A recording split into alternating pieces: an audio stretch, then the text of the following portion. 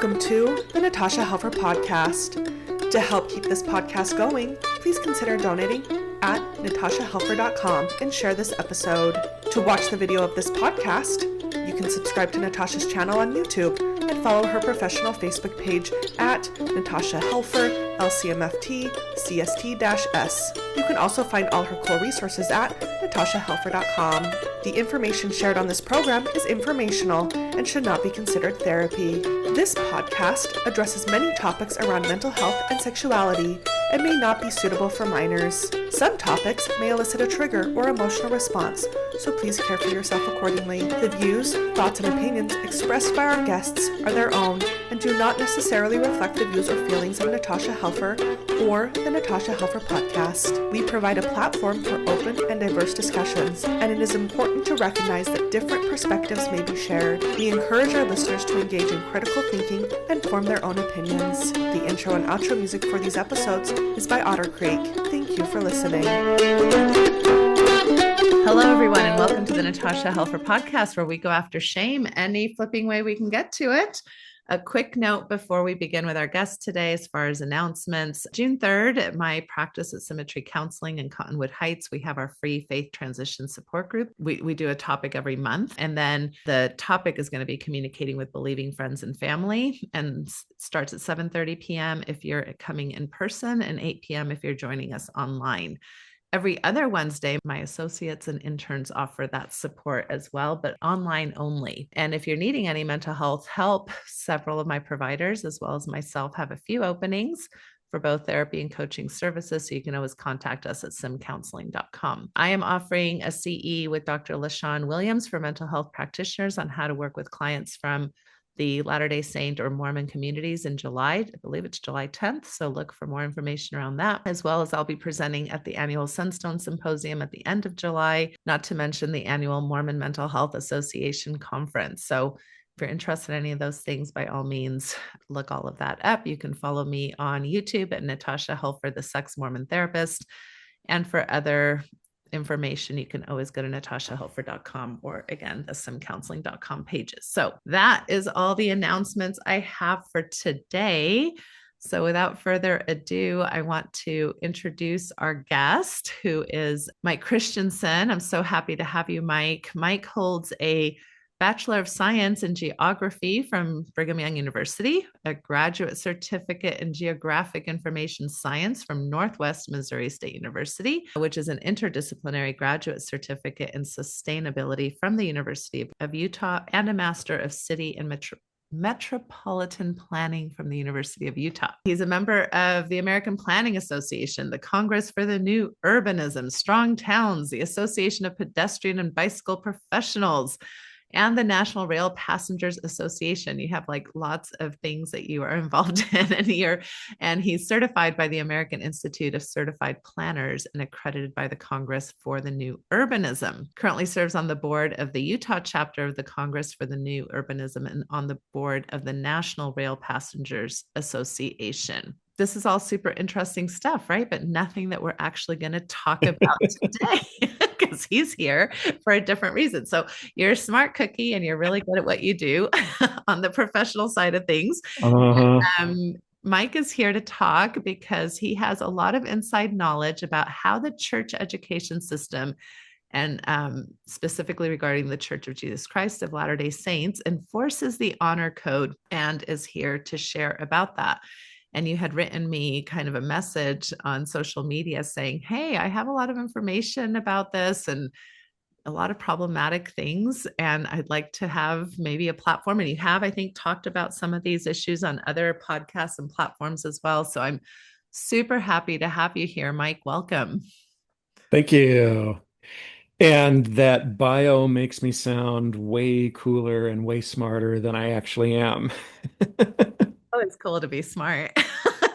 So, yeah. Sounds smart, right? So there you go.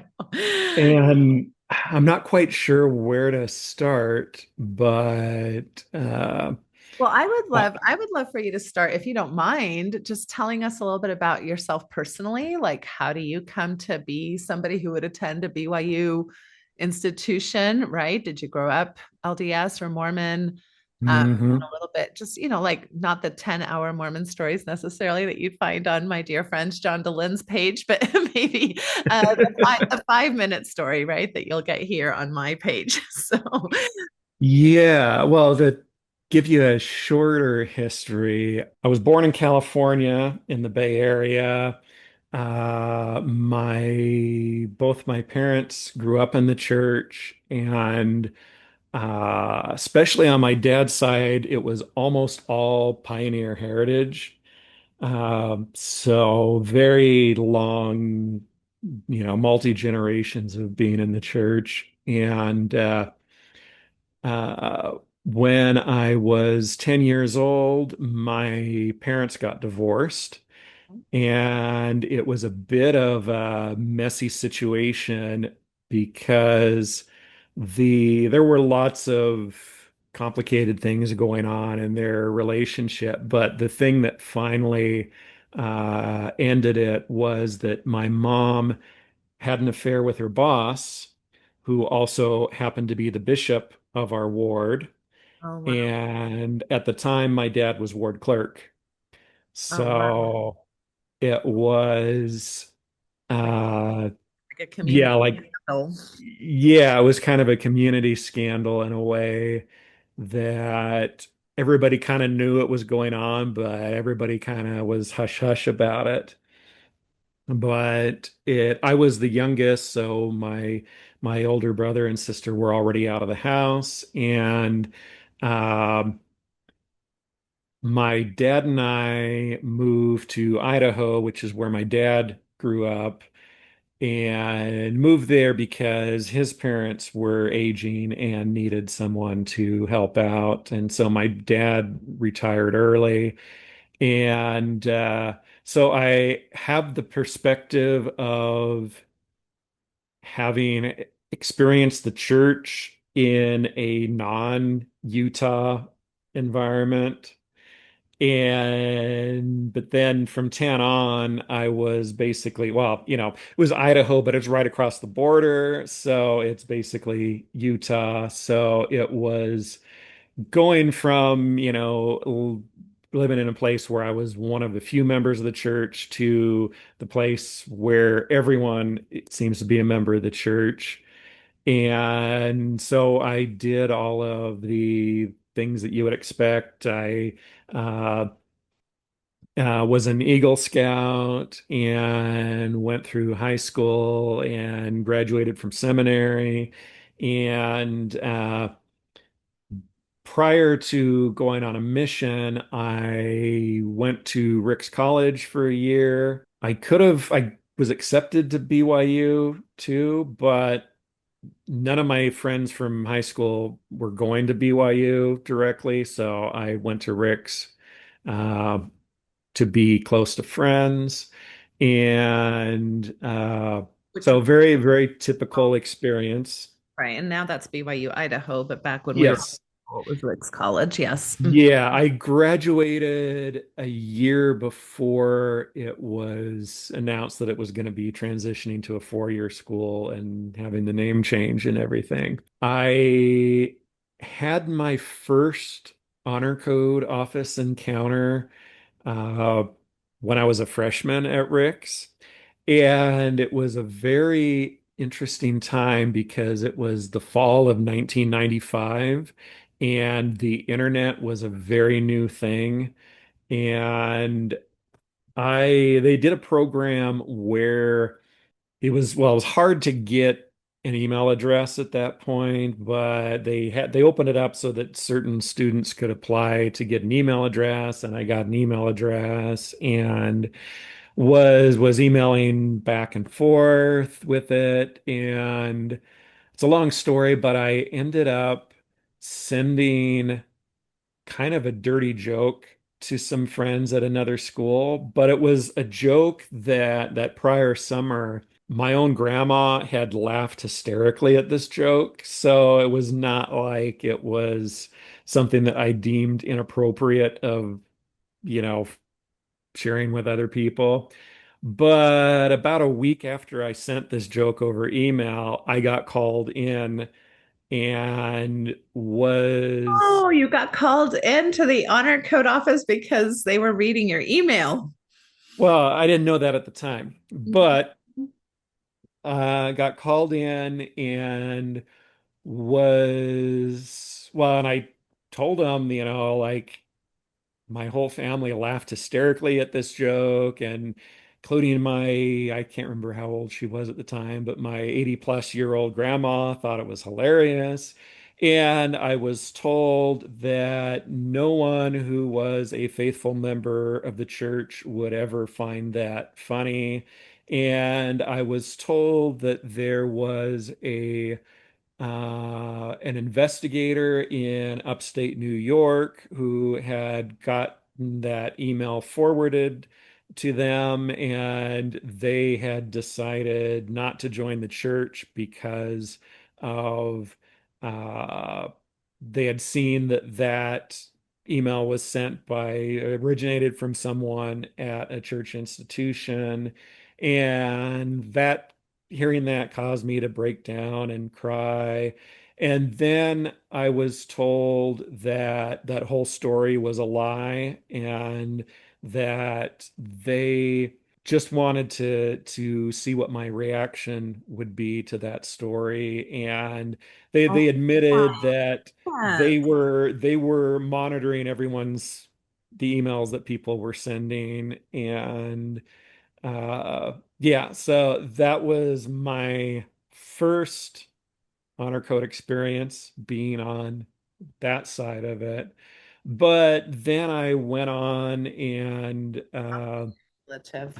finished my first year at BYU, and unfortunately during that first year I inadvertently stumbled upon pornography online and got into the start of what's been an issue ever since for me, on and off. And I was able to get things toned down enough to serve a mission, and served in Germany almost all of my mission. Let's see. I was in the MTC for 2 months and in Germany for 15 months, but then had some real struggles with depression, because this was like the first time that I felt like I was failing at something that I had been tasked with. Uh, it really was hard on me to go out every day and try to spread the gospel and have very little success at all. And so I eventually, over time, kind of fell apart. And fortunately, I had a mission president who had a lot of experience with counseling. And so he recognized what was going on. And so I ended up going home for 3 months and uh, getting therapy, and then I went out again and finished the last 4 months of my mission in West Virginia. And the way that I typically describe it is that I didn't experience culture shock going to Germany, but I did when I went to West Virginia. So it was Interesting. a very, very different experience than what I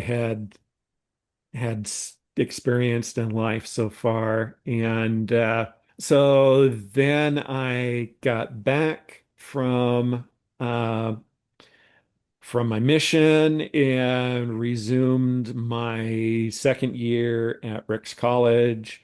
And right at the start, I was approached by another student who was also a return missionary who was looking for other students to be involved in what's called the Standards Committee. And what it was is the in the process of kicking out a student that had uh, been brought into the honor code office to deal with issues. before they could be kicked out, they had to offer them the opportunity to have an appeals hearing. And so we were the students that would be basically a pool of students that were drawn from to serve as on those appeals hearings. And it was always three students and three faculty members.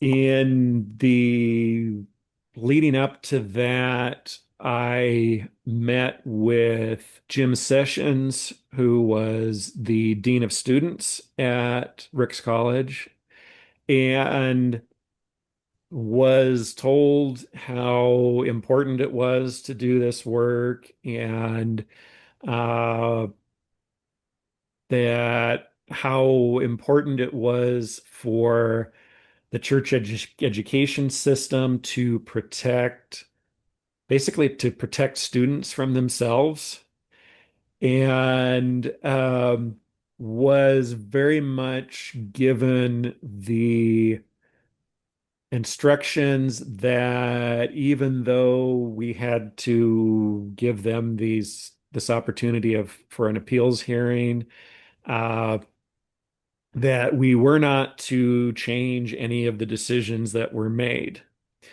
Uh, that all of these decisions were already decided upon using priesthood power, and uh, was also told that if I ever disclosed uh, the nature of these meetings, that I would be excommunicated, and which I could understand keeping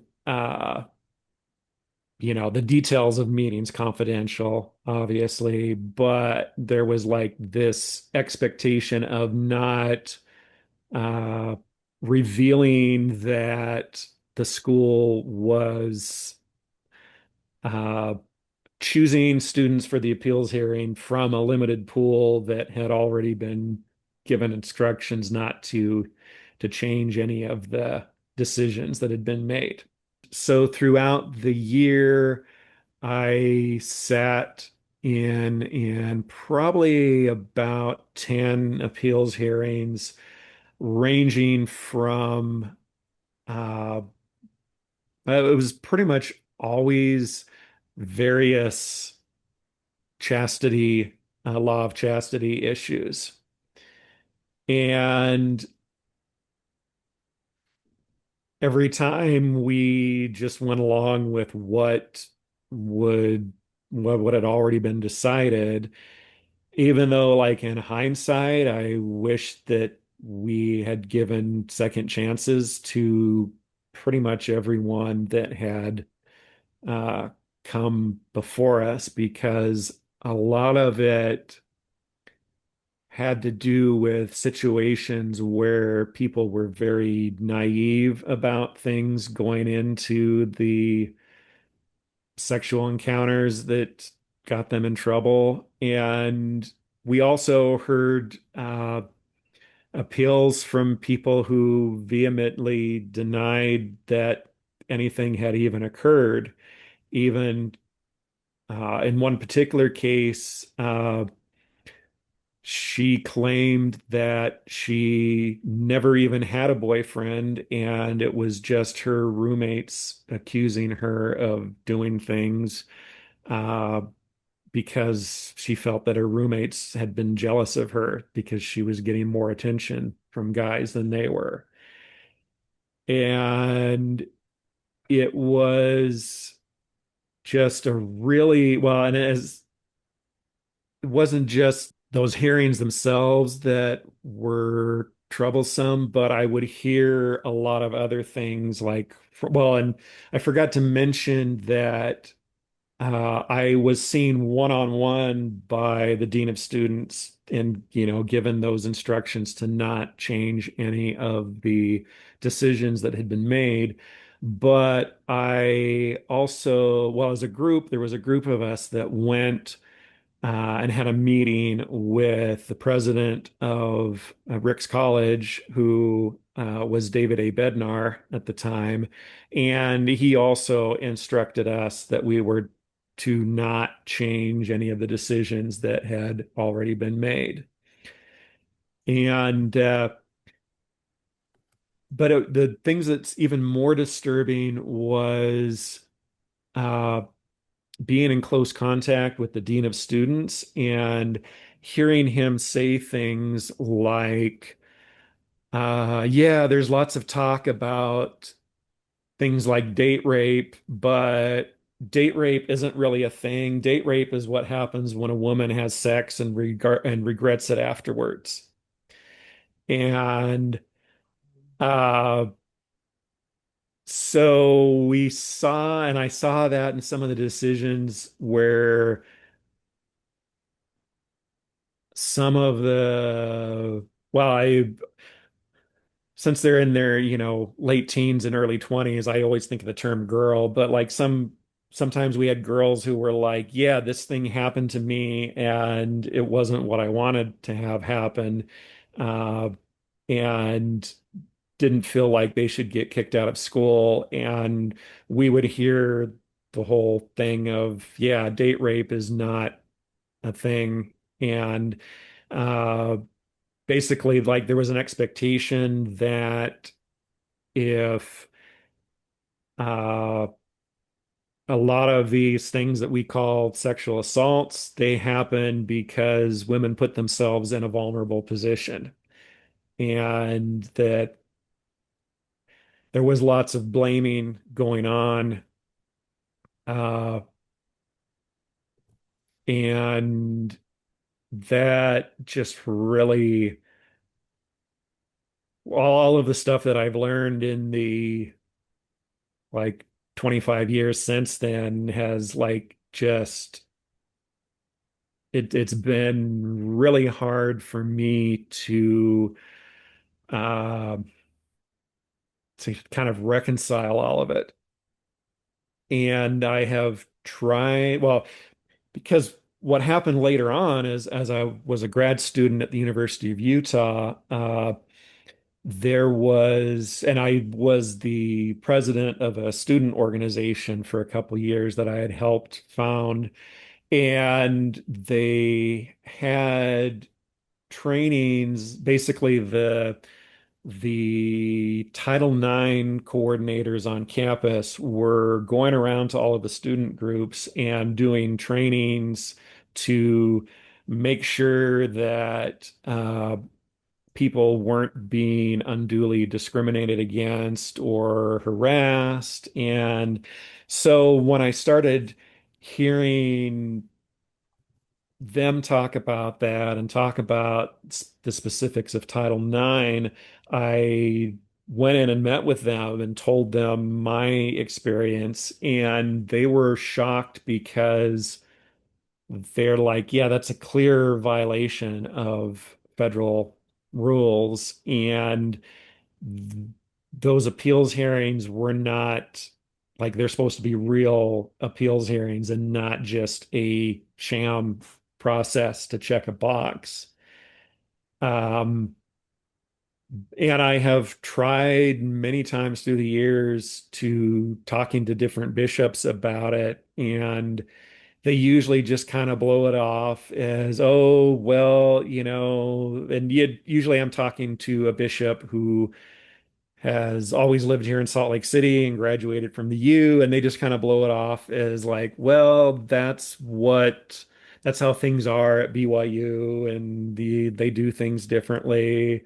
Or if I were to encounter someone who had gone to BYU and really held BYU in high esteem, it was like BYU was sacred, and that almost like they didn't see any differentiation between the church and the school and felt that it was perfectly fine for like basically, well, the students signed the honor code agreement, so they are bound by that. And well, I remember one of the episodes of yours that I've listened to, you were talking about the fact how our brains don't magically become mature at age 18. And in hindsight, I look at how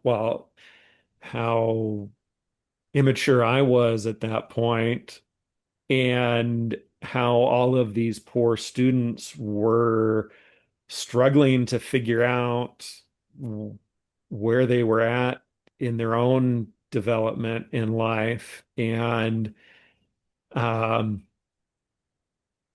and I, having seen news stories through the years, I realized that nothing has really changed in the way that the honor code's being enforced.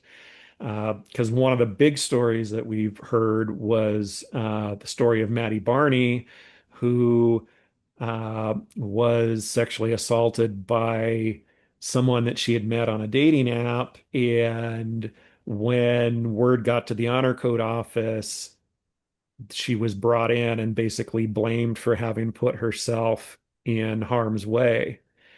And that completely matches the experience that I saw at Rick's College, where uh, there was just no consideration for the welfare of the student at all. And I mean, I can understand if there's a student that is blatantly flaunting their uh, honor code violations. That's one issue. But when nobody really knows about it except for the immediate people involved and maybe their bishops, it really, yeah, it's almost like there was this zeal that was so strong to keep out any what they would term as evil influences from church schools that they just would like, I don't know how to, I'm at a loss for words to how to describe it, but they were so convinced that they were doing the Lord's work that they had completely forgotten the harm that they might be doing. And in years since then, I've never known of anyone that I bumped into through all of this that went on to choose to end their lives. But I do know that there has been instances of students uh, getting kicked out of church schools that it has devastated them so much that they've committed suicide. And it just breaks my heart that we uh yeah have put the name of the school is more important than protecting, yeah, protecting the name of the school is somehow more important than protecting the students, and realizing that a lot of students have been extremely sheltered growing up, and that this may be their first opportunity to experience any type of independence. And when they are having trouble navigating that, that this is how they get treated. And it towards the end of that year, my second year at Rick's, we had kind of a social event, everyone who had served on the standards committee. And the dean of students was there, and he told us that the church education system had their attorneys working hard to try and find legal loopholes that or to work around legal issues that they felt were keeping them from giving students the level of protection that they wanted to have at church schools.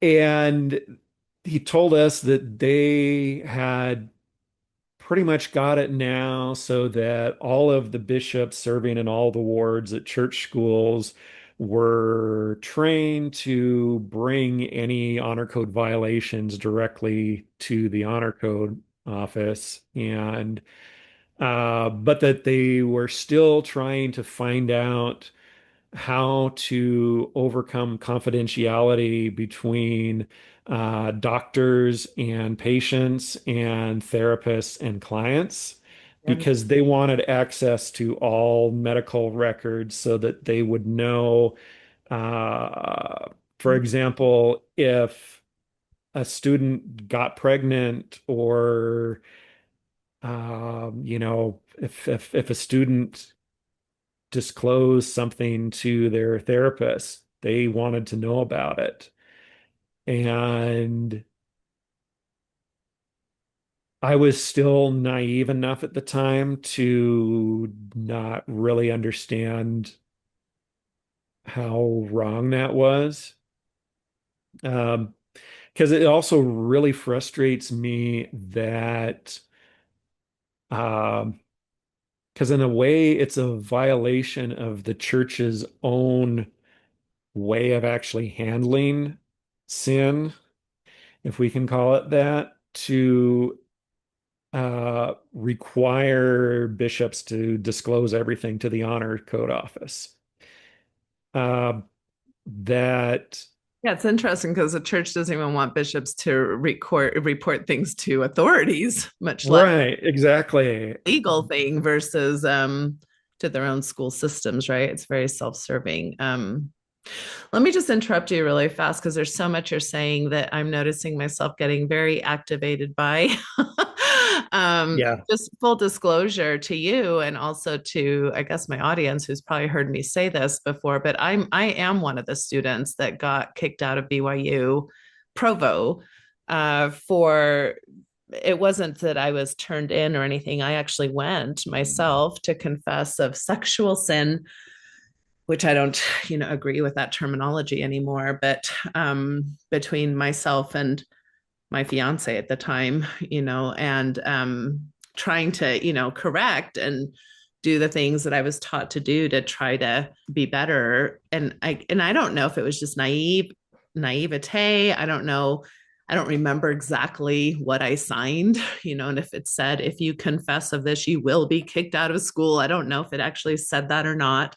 I did expect a spiritual consequence, like being put on probation or some type of spiritual thing. But I really was very naive in thinking that I would actually be kicked out of school for trying to correct behavior in the middle of a semester, and then the implications of that for me were it became public knowledge, right? So this confidential process is supposed to be, between me, the Lord, and my ecclesiastical leader. Well, now I have to explain to my parents why I'm not able to go to school anymore, right? And so and it's so interesting because on the one hand, yes, we are adults, when we go to college, but we're not being treated as adults, we're being treated as teenagers. And yet we're not able to do anything as far as what would be developmentally appropriate from a social science perspective in regards to exploring our sexuality. And then this thing becomes where I have to go tell my teachers. Everybody had to sign a card. I had to explain my situation to every teacher. I had to explain my situation to my parents. So I'm having to out parts of very personal, private, confidential information that was really none of my parents' business. And quite frankly, none of my bishop's business.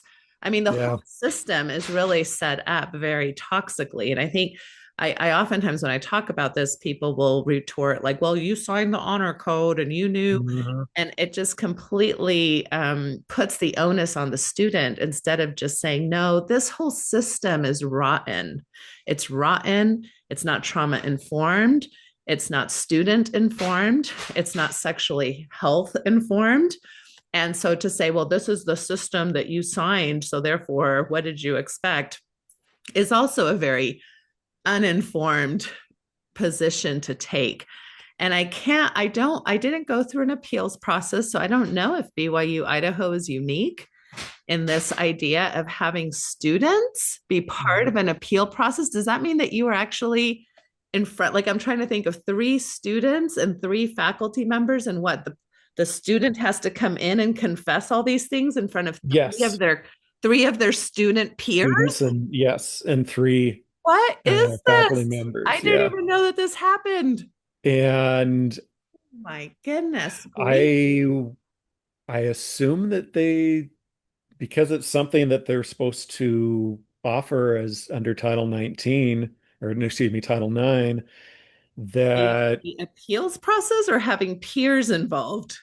having some type of appeals process that and one, it's aside from schools like, in the church education system, uh, they're most of the time like at the University of Utah, the only time that you'd really get kicked out is for like academic dishonesty, something like that, or some other Like extreme sexual thing. criminality, right? Like, Yeah, or like, yeah, anything that's like a criminal action would be a different thing. But I have no idea how that works at the University of Utah, since I never saw that process. But I assume that even at BYU they had something there. But my overall feeling is that I feel like there should be a class action lawsuit, and that those who got kicked out of school for things that they really shouldn't have should be able to get their tuition back. well, and this is And also, I mean, let's talk about the fact that these are federally accredited universities, right? mhm, So I guess in this country, we allow for so much religious freedom that we don't care if it completely harms and tortures people.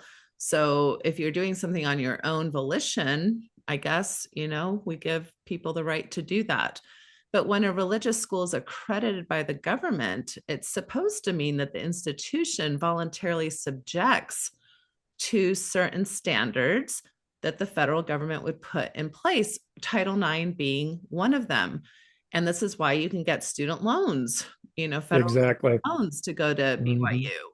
And this is why you can have transfers, credit transfers from one university to another.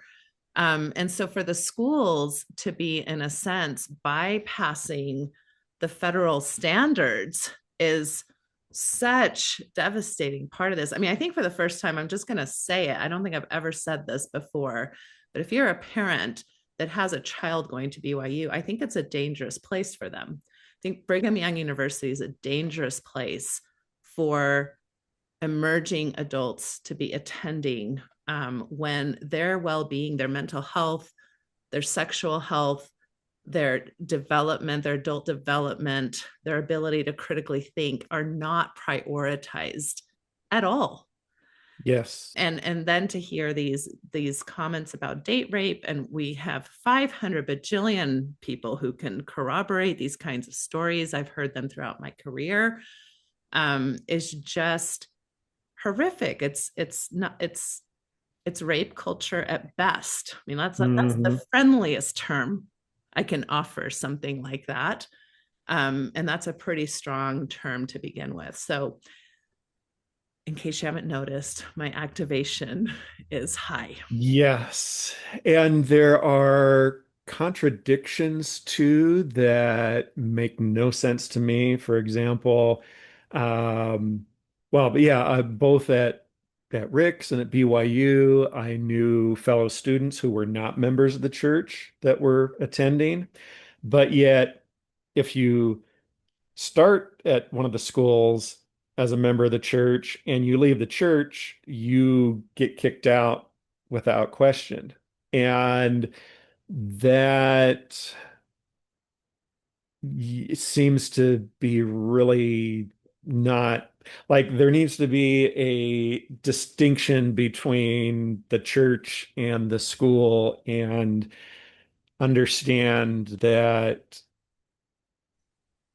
the two yeah, even though the church is sponsoring it, it has to be separate from that. Yeah, this is just incredibly upsetting. I mean, especially, I'm upset for myself as somebody who went through this.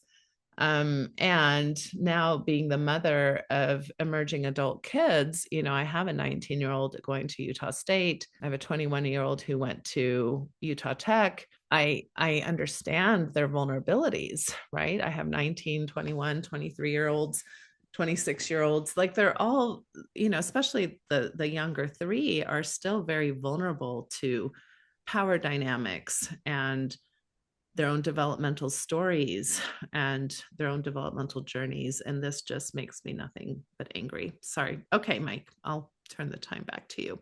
So, Okay. yeah. So it helped me, especially because you had do you think this is common that appeals processes at universities include students? Like, I don't think that that's common. I don't know. Okay. And do Um, you have any idea why they would have three students in there judging their peers? I am, well, it was, I don't know if you can really call it judging if we weren't allowed to make any changes Well, to. which is even worse, right? Because you're in there listening to these private situations that Right. are none of Hmm. your business. And now you know all this stuff about one of your fellow students, and then you can't even make a decision that goes, I mean, let's talk about Right. courts, right? I mean, this is just, it's just making the student go through a process that's already painful, giving them like false hope that maybe there's something they can do Exactly. to, to That's one save. of the other things too, was like they went into it thinking that we were going to maybe have the power to change a decision and And talk about keep them. dishonesty. Talk about Yeah. at the heart of what the church claims it is, which of course, those of us who've deconstructed all of this, we can understand that this is a very long pattern within the Mormon church is their ability to be dishonest and disingenuous. Basically, everything they tell us to do, they're very comfortable not doing themselves. Yeah. And the whole, like the way that I was treated, the time that it was very frustrating for me to be lied to about something in order to see how I reacted. And that's kind of a police interrogation tool that gets used a lot. And a lot of the people that were involved in that were basically they referred to themselves as counselors that were handling honor code issues. A lot of them were former law enforcement people. And so I also, when I was at Rick's, heard from them that like their standard procedure, if they found out that a guy and a girl had been fooling around, would be to tell the guy that the girl was pregnant. And because that would elicit a reaction of like, oh, what do I do now? Or maybe like, hey, we didn't do anything that would have caused the pregnancy. Like, I don't know how she would have gotten pregnant, and make the guy wonder if is she fooling around with other guys or yeah. So there was So they a would flat lot out of lie to try to yeah, elicit exactly, some to type of get to see response, what which is what they someone's did to reaction. you. Yeah, They lied exactly. to you to see what response you would have. Yeah, so it is yeah, just like I have struggled yeah, for decades trying to maintain being a faithful Latter-day Saint, knowing the extent to which they have manipulated students. And yeah, I graduated from Rick's and actually graduated on a Friday and then started at BYU in Provo the following Monday. So I went right from one to the other and was still having struggles with pornography And uh, let's see, towards the end of my first year at BYU, I discovered some things. Well, and I lived at the foreign language student residence at BYU. I was there for 3 years, 2 years in the German house and a year in the Spanish house, which was a wonderful environment where I was around a whole bunch of students from all around the world. And they had a native speaker in each apartment. And this was back before the days when everybody had their own laptop. So to keep the native speaker in the apartment more, they provided a computer for every apartment.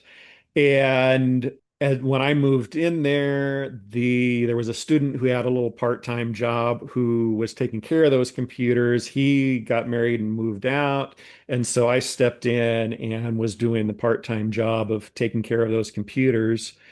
And over time, I noticed that some of the computers I could tell that people were doing things on them specifically to hide what they were doing.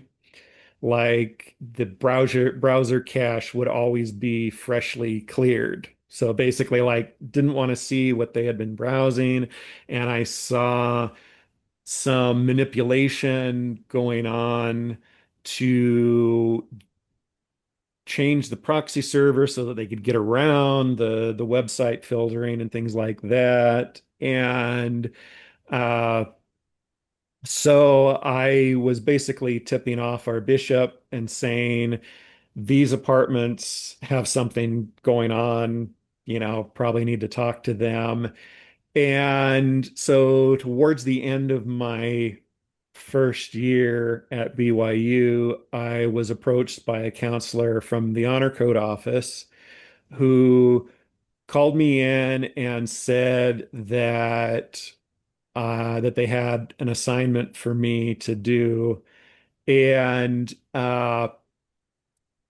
they said that they were aware from my bishop that I had a porn problem and that they would oversee or that they would overlook that if I would do this assignment. And if I did, that the Lord would bless me and that everything would be fine. And the assignment was that I don't know why it was necessary, but uh, when they ran into situations where a student was caught uh, looking at porn, they would usually try to confiscate their computer, and they would give me the hard drive, and I would look at the hard drive and basically keep a spreadsheet of all of the porn that I found on it. So, So basically, uh, we'll extort your porn use. We'll ignore your yes, porn use if you're willing to basically keep track of these other students' porn use. yeah. And I don't know why they needed a detailed, well, and the word that he used was we need to have an accounting of what they were involved in. And so Person, who was this person? Who? What was this, a bishop, or this was somebody from their? it was one of the counselors in the Honor Code office who, unfortunately, I've tried to search through things to try and find out his name, but I don't know his But name. a person who was running the honors code. Yeah. Yeah. And I have no idea whether, because I never had any contact with any of the other counselors on this. And I don't know whether there were other students who were doing the same uh, task that I was doing. But yeah, and it makes no sense to me why they needed to know the details of everything that was there. Um, and I don't know if who even else within the honor code office even knew that this was going on, that knew that this task was being given to students. Did you Um, find a significant difference between the culture at BYU, Idaho, or Ricks and BYU Provo? I've always gotten the sense that BYU, Idaho is much more orthodox and monitoring focused than the Provo campus, but I've also seen that kind of shift in the last decade where I think Provo has become even more stringent. yeah, my experience was that yes, because all of the rules at Rick's were much more strict. Uh, for example, like at BYU, there was a curfew, but it was a curfew just to be out of the apartments of people of the opposite gender by a certain time. There was no curfew that required you to be back home at a certain time, like there was at Rick's. Uh, it also there was this attitude at Rick's that basically that we were that Rick's was the holier school because we held ourselves to higher standards. But then when I got to BYU, it was like, well, we are the more academically prestigious school. And I remember, well, it was actually in the MTC where I really first experienced that because we had like we had missionaries in the MTC that had gone to BYU before going to the MTC that felt like they were the ones that should automatically be in charge and be in leadership positions because they had gone to BYU. And Oh, how the entitlement just bleeds, oh yeah, right? and And the the othering, right? That we are better than. the thing where it really once I got to BYU where I really saw how bonkers it was. The At the foreign language student residence, the church asked them to do a special summer program and offer some languages that weren't offered during and really offered at all, specifically some Filipino languages. And because of that, they were going to have some students on campus who weren't BYU students come and be there. And the director and staff totally freaked out about it because even though all of these students that were coming for this program were returned missionaries and members of the church, I remember clearly hearing the director say, we don't know who these students are. We don't know if they have the same standards that we have here. Because they were from foreign lands. Well, no, they were all students. They were all US students. They were all returned missionaries. They just were going to other schools and they were taking advantage of uh this Program. special program that the church asked BYU to do to help with because they just didn't have programs developed for some of the Filipino languages like Tagalog and Cebuano. And so they were wanting to see if it was, I guess, feasible to do those programs. But yeah, it was just Wow. like levels of self-righteousness that still baffle me. And it Yeah, and I think it's self-righteousness that also drives a lot of these tactics, right? Like, oh, because there's a higher purpose, we can get away with pretty shitty behavior, and pretty traumatic behavior to students. Okay, so I know we're coming up on almost an hour, and I want to just touch on one more topic. We're not going to get to all three topics that we wanted to talk about today, so I hope you'll consider coming back. But just to recap this, so you were you were recruited to be part of a honor codes faux appeal system at BYU, Idaho, back in the, I guess, 1990s. Which I'm assuming these systems still exist. Do you know if there's been any shift or change to these systems, or are they still pretty much in play? I don't know because I don't have any contact. So I only hear what I've heard in news reports, which, especially over the last decade or so, I've heard of various situations, especially like the case of Maddie Barney, because she came forward and made sure that uh, was very much known by everybody. But then there was also the case at BYU where one of the BYU police officers got in trouble for supplying like 1,600 confidential police records to the Honor Code office, or that's the way that the news outlets report it. My suspicion is that it's more the opposite, and the focus should be on the other direction. The fact that the Honor Code office has been going Requiring, to, right, is requiring yeah, or asking or encouraging. And this also hits Jody Hildebrand, right? Like the only oh reason yeah, she finally got spanked on the hand with her license was because she also divulged information about a BYU student to the Honor Code, which is like so against any ethical codes that we have as practitioners, right? But then, like you said at the beginning, the church is actually trying to find ways to get around those kinds of ethics so that they can have people basically report. And I worked for LDS Family Services at the very beginning of my career, and they have like informed consent forms where they basically ask people to just give away their confidentiality rights.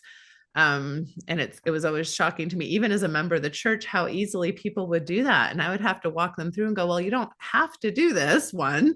Second mhm. of all, like, do you want to limit what type of information, and those were just basic ethical things that I had been taught. And this was me as a 20-something-year-old therapist, who was Mormon herself, still understanding like this is kind of a little bit complicated to just sign your confidentiality rights away to your bishop, and to an academic institution that has the right to basically, not just mess with your career, but mess with your mental health and the needs that you want. Plus all of this also, I just want to say, ignores mental health, right? Reasons. Like Yeah. people have all kinds of sexual health journeys.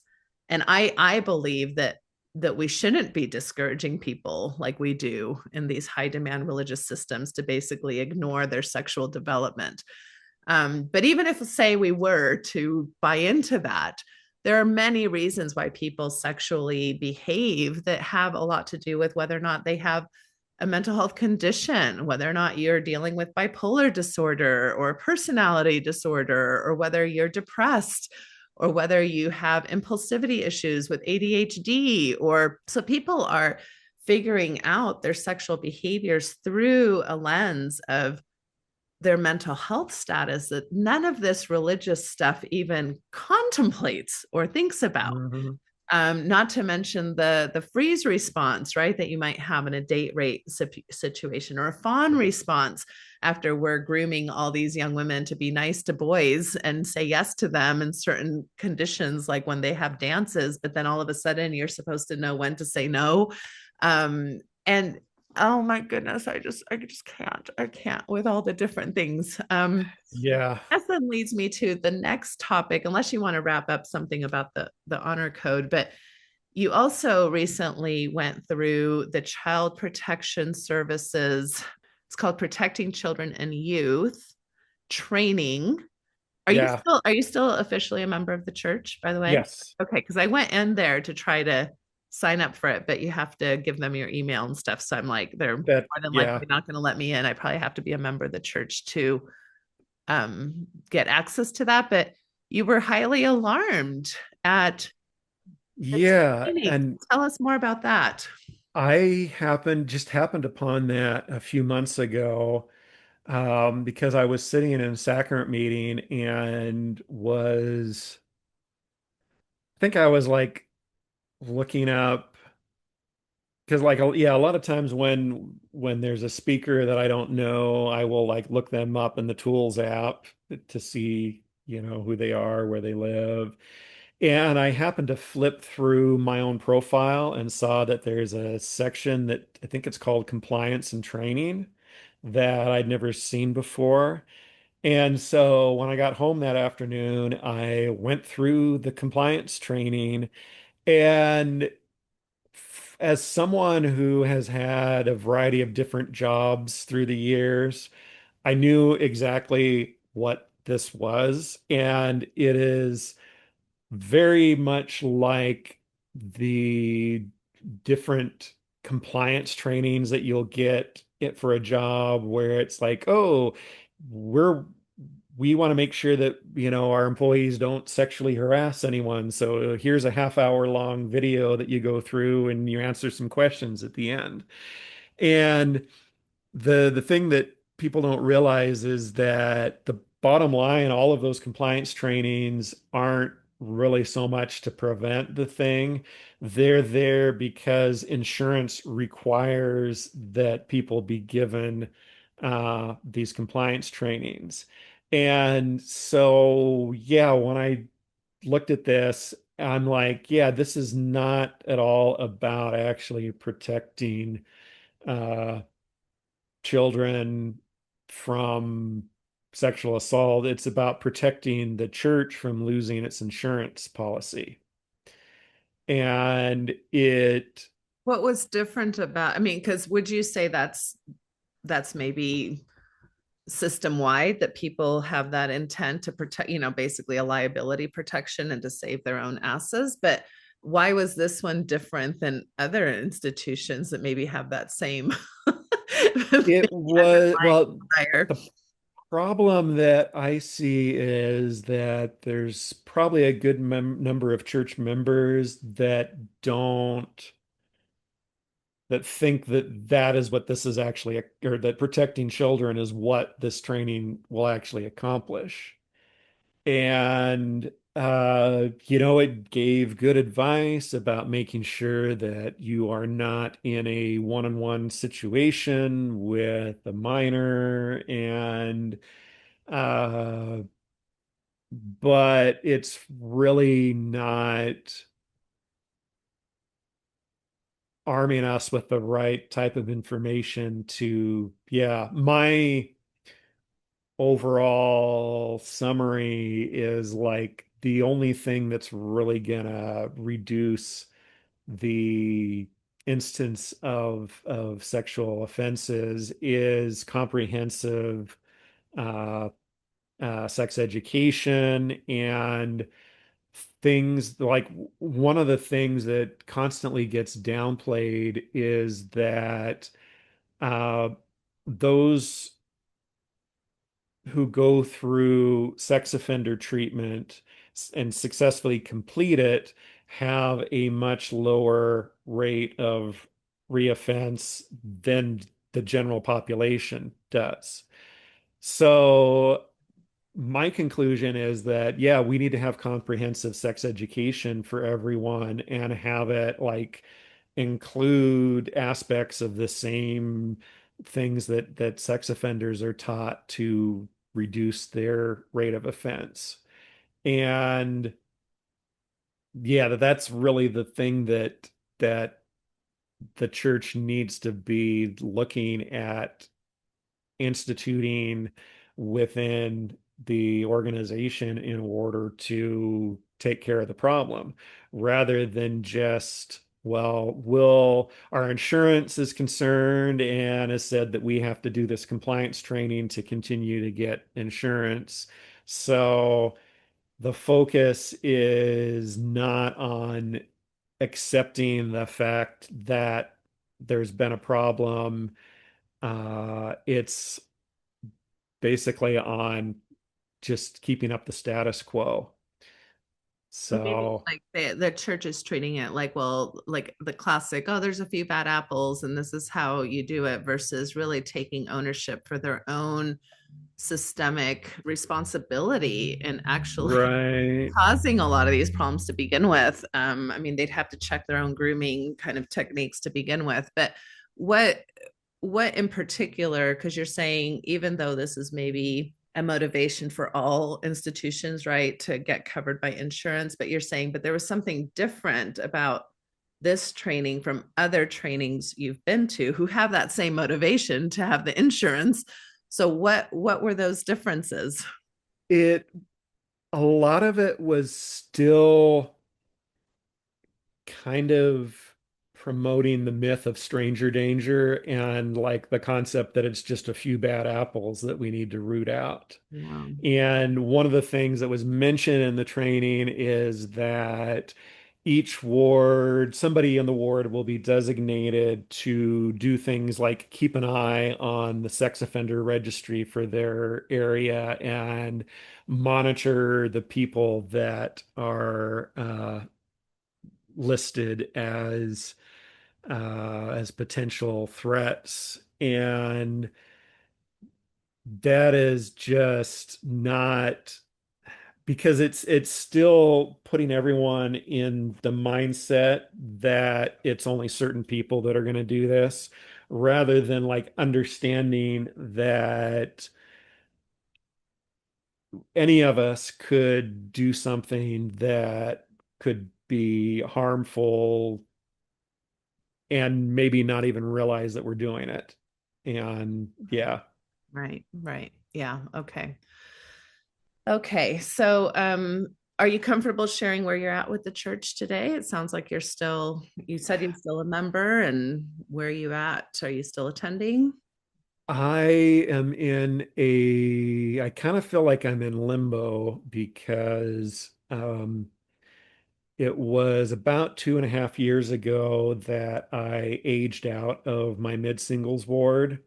And that was after having served as financial clerk in that ward for almost 7 years and having served closely in three different bishoprics. And then it's like I knew that the day was coming that I would have to leave and go back to a regular ward. And when I did, it ended up being a total disaster because the uh and I having since I've lived in the neighborhood for 20 years or so, I kind of knew of the bishop that they since they have changed bishops, but I had heard a lot of rumors about this bishop and his family, and that they were very orthodox, I think is probably the best term. Like they uh, believe that sex is something that you only do for procreation, and they had very strong, well, natalist views where, well, basically, when I eventually got to the ward and sat down and talked with that bishop, and uh, he was very like the first thing he asked me was, "How many kids do you have?" And I was like, "Oh, I've always been single. I've never been married." And it's like his countenance dropped. Like, and then through a series of interviews that I had with him, he basically told me that I had no value to society because I wasn't producing children. And he even tried to manipulate me to sell my home and leave the ward because he was like, well, hopefully a nice family will be able to move in. And it was just like this extreme, well, and I done some research since then, and it's like extreme natalism, where you like basically he believes that his own personal value and his value throughout the eternities is tied to how many kids he has. And he just did not. Well, and also there was a whole, because I told him about all the different things that I'm involved in and trying to make the world a better place. And he was basically like, yeah, the Lord didn't tell you to do any of that stuff. The Lord wants you to get married and have a family. And uh, yeah, and he's like, you don't have to worry about trying to make the world a better place because Christ is going to return to the earth soon and fix everything. So there was this element of apocalypticism, I think I don't know how exactly to pronounce it, but like basically the expectation that we don't need to solve any of the world's problems because that's all going to get solved in the second coming. And it also was very distressing because I told him that I am still trying to resolve some of the abuses that I've seen happen to me. And he told me that you are denying Christ's atonement if you haven't forgiven the people who have wronged you. And it's like it's not so much that I haven't forgiven them, but I'm still feeling the harms of things. And he basically tried to tell me that they're one and the same. And that is something that I've heard from a lot of different podcasts that where people have had real issues with bishops who they've disclose that they are still suffering the effects of past abuses, and the bishops told them the same thing, that they are denying the atonement by not being over it. And he also told me things like there is no use to seeking justice in this life because, like, basically, well, he when I disclosed to him that yes, I still masturbate from time to time, he told me that there was no difference between masturbating, well, that like all sexual sin is the same in the eyes of the Lord. So there's no difference between masturbating and raping someone, Oh my goodness. and that there is no You're just bringing like up every issue I have. yeah, and basically like Oh there my is word. Mm. no use to seeking justice through the court system if someone has committed a crime because earthly justice is not perfect, and only the Lord's judgment throughout the eternities will actually reconcile all of these things. So Well, and this is obviously, I think both of us have enough experiences with bishops to know that this is probably an outlier in regards to kind of taking yeah, I wouldn't even call it orthodoxy. I would say not even really following correct gospel principles, if we want to say that. But isn't it interesting that somebody like this can rise to these positions?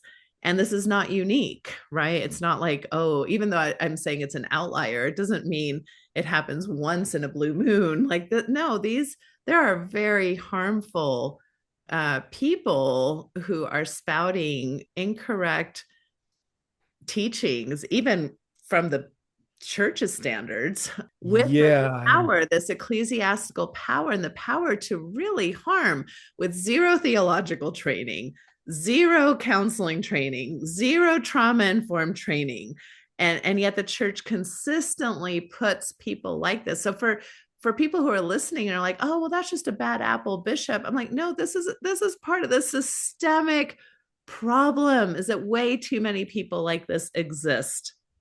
And quite frankly, some of it isn't that far off. Like you don't have to go very far to hear people who are single in the church notice that they are treated like second class citizens, and we lose some of our best single people, not even necessarily to doctrine, but just through social ostracization. They may be believers, Yeah. but they just can't continue to go to church because they feel so rotten there, right? And then the topics around sexuality are consistently a disaster. And then this environmental thing, right? It's so interesting. I see this in white Christian nationalism a lot, is this, oh, we can absolve ourselves from the environmental responsibilities that we have, even though it's biblical to have stewards of the earth, but we can absolve ourselves because of this fantasy of the second coming that, who knows if that'll happen in 2,000 years or 20,000 years. In the meantime, we're burning through all of our natural resources in ways that are just horrific. It just, so much of what you're saying is why, even though in many ways religion can be found to be a protective factor, especially in extreme situations, religion can be actually very traumatic and harmful. And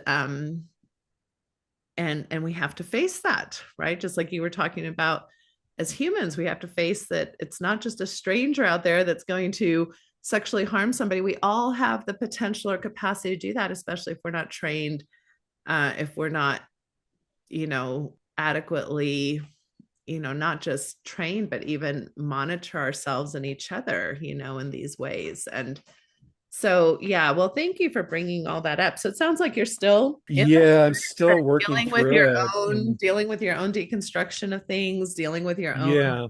sadness. That bishop also told me things like he was very upset when I told him that I was going to a therapist. And he was basically like, you shouldn't, yeah, like don't go to a therapist. That'll just ruin your faith in the church. And Yeah. then he, It's interesting if getting mental health help will ruin your right. what And does that have to say about the church? exactly. And I um also mentioned, because I mentioned, I was having certain things in my life were a real mess, but then I mentioned one of the things that had been really great for me, and it's kind of a weird situation because I eventually, over time, developed diabetes, but that unlocked my insurance to pay for diabetes treatment. So I was able to get nutrition counseling and able to go on medication like Ozempic. And my blood sugar level dropped to now my A1C level is below diabetes threshold. Awesome. And because of the diet changes and the Ozempic, I lost 60 pounds. And the reaction that that bishop showed to me was like, only the Lord can heal you. You need to stop taking medications. Like there's no need for anyone to be taking medication because only the Lord can heal us. So after he told me that, I went to the stake president and said, "Hey, you've got a you've got a loose cannon there, and obviously I'm not going to stop going to therapy, and I'm not going to stop taking medications that have been prescribed by competent physicians, but you've got to like take a look at that because somebody else in the ward might not, like he could end up killing someone because they stopped taking the medication." And Lord, right? So, and he, the stake president just kind of blew it off like, "Oh yeah, you're misunderstanding what he's saying, and I've known him for 30 plus years and he would never want to harm anybody." And I was like, yeah, so at that point, it's a long story, but I ended up going to another ward for about a year and a half until they changed bishops, and now there's a different bishop in the ward. But I've met with them once, and I'm still uh, not really comfortable there. So I kind of just go to church and sit in the back. And yeah. Yeah. Wow.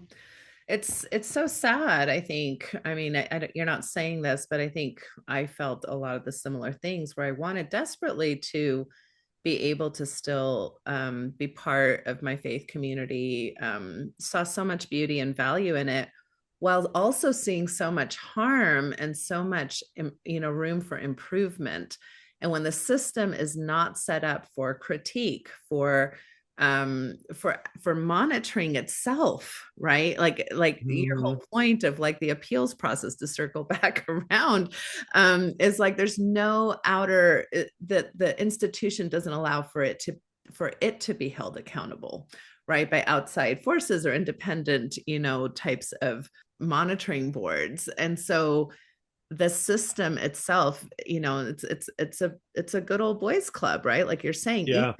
even when a bishop is out of line, it is very hard to hold that bishop accountable, because the whole system is set up, like your appeals process, to just, well, if we're going to claim that these people are called by the Lord, and if we're going to claim that these decisions were made prayerfully and through the inspiration of God, how can you correct that? Because then you either have to admit that God is wrong or that our process is wrong, right? And they can't do that. And therein lies the systemic disaster, that until the church is willing to look at that, you cannot be a healthy church. And that's why the progressive churches and the churches that are trauma informed typically don't take such authoritarian positions, because they're actually saying things like, oh, we are, trying to do our best by what we understand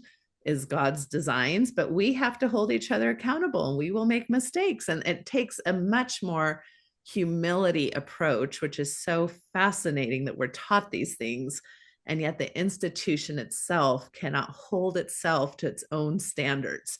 And until the Church of Jesus Christ of Latter-day Saints can do that, it will continue to be a toxic, harmful, abusive system, even when it can also do good. But the good doesn't matter when underlying is trauma. It's trauma, trauma, trauma. And so thank you so much, Mike, for you're welcome.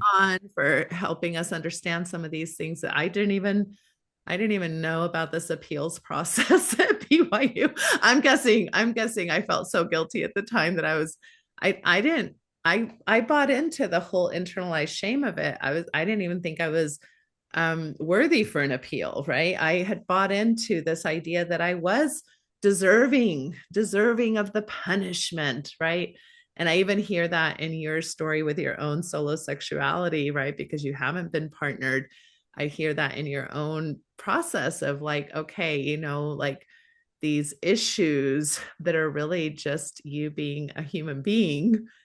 In my opinion, you're not asking my opinion, but I'm just saying it's so interesting how we're treated in ways that are really anti-human. They're anti-human, and they're not realistic for how humans show up. And then we're supposed to feel bad about our own humanness.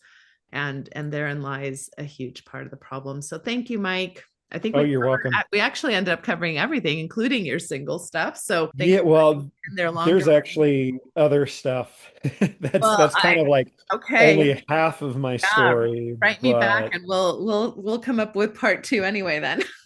Yeah. I didn't even get to the juicy stuff. Oh, okay. There's juicy stuff. I want you back then. All right, Mike, thank you so much for trusting me with your time. Oh, you're welcome. And everybody who's listening, I hope you have a good weekend. And if you're activated, go stretch, go take a cold or hot shower, go do something to self-care, because I'm definitely going to have to do that after this interview. So well, take care, everyone. Bye-bye. Thank you for listening to the Natasha Helfer Podcast. To help keep this podcast going, please consider donating at natashahelfer.com and share this episode. To watch the video of this podcast, you can subscribe to Natasha's channel on YouTube and follow her professional Facebook page at Natasha Helfer, LCMFT, CST-S. You can also find all her cool resources at natashahelfer.com. The information shared on this program is informational and should not be considered therapy. This podcast addresses many topics around mental health and sexuality and may not be suitable for minors. Some topics may elicit a trigger or emotional response, so please care for yourself accordingly. The views, thoughts, and opinions expressed by our guests are their own and do not necessarily reflect the views or feelings of Natasha Helfer or the Natasha Helfer Podcast. We provide a platform for open and diverse discussions, and it is important to recognize that different perspectives may be shared. We encourage our listeners to engage in critical thinking and form their own opinions. The intro and outro music for these episodes is by Otter Creek. Thank you for listening. There is a place where time slows to nature's pace, and there is space there to find yourself in her embrace. Some places should be left alone. Now tishki say the so we can always go to the homeland of the heart.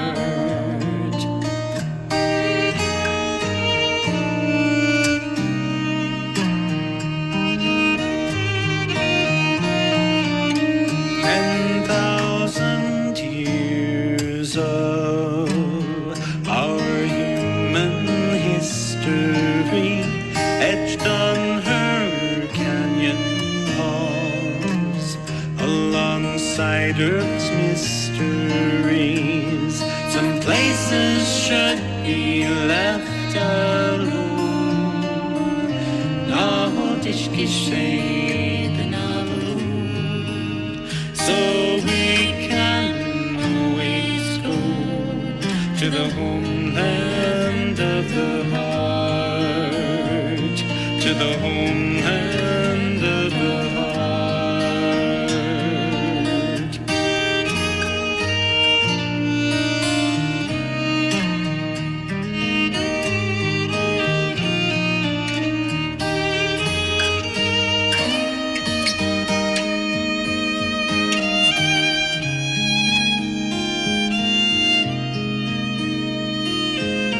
Deep in our cities, we sleep without her stars, yet still her presence sustains us from afar. Some places should be left alone. Now tishki so we can always go to the home